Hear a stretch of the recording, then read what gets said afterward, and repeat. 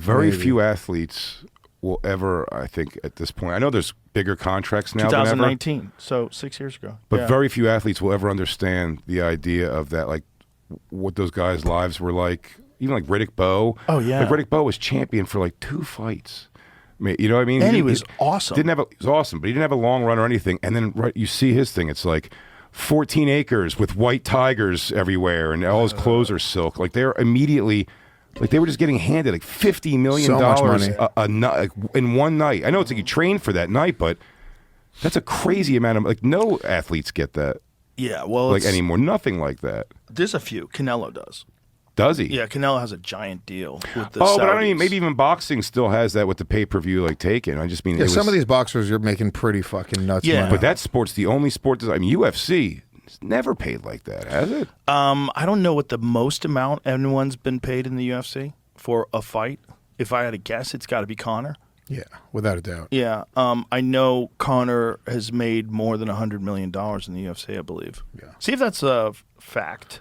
Is that going all in with his endorsements? I shouldn't say that because I don't really know. I just read some article that tried to break down how much he made for each pay-per-view and how much he made at the beginning of his career, you know, like when he first burst onto the scene. Yeah.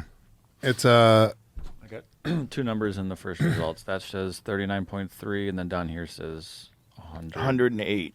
Yeah. That might include That's boxing. Yeah, so there's like the pay-per-view bonuses versus like fight pay. So what I was going to say is I thought he made $100 million from the Floyd fight, so it can't be that.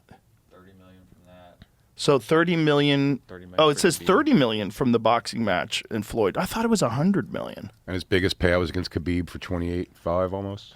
Yeah, he's so 28 million. He's probably made the most. But his like he wasn't guess, getting that was an all pay-per-view bonus. That was a huge pay-per-view. Right, but he did get paid. I mean, but that's the only way they get paid anyway. Yeah, of course. I mean, the pay-per-view bonus thing is great because it forces them to promote, but I don't mind a silent killer. I don't mind an Alex Pereira. I don't want to see him promoted.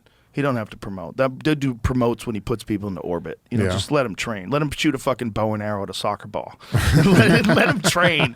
Like, don't fucking pawn that guy out and have him do media everywhere. Like, leave his energy alone. Like, you guys can do enough with promotion from his highlight reel. Do you know? But the guy like Conor, though, that fucking guy, like, if he can get on the radio, if he can get on a talk show, if he can start talking shit, the number. Dana sees dollar bills like fucking Scrooge McDuck. Ka-ching, ka-ching. He's like, start throwing gold coins in the air. Conor was the best at it. What about a couple weeks ago, Aaron Blanchfield versus what was the girl she was fighting? They canceled Barber, it. yeah. They canceled it as it was starting. They already did the package for the main event, and then they found out that Macy Barber had like passed out. She had a seizure backstage. I don't want to speak out of turn, so it's some sort of medical condition, and she was in trouble.